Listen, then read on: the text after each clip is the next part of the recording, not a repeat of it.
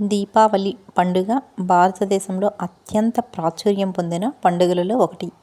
దీని వెనుక చాలా కథలు, పురాణాలు ఉన్నాయి. అందులో ఒక ప్రసిద్ధి కథ ఈ విధంగా ఉంటుంది. నరకాసురుడు అనే రాక్షసుడు భూమిపై దుర్మార్గంగా పాలిస్తూ ప్రజలను హింసించేవాడు. అతని నుండి ప్రజలను రక్షించేందుకే భగవంతుడు శ్రీకృష్ణుడు సత్యభామ సాయంతో నరకాసురుని సంహరించడానికి ముందుకు వచ్చాడు.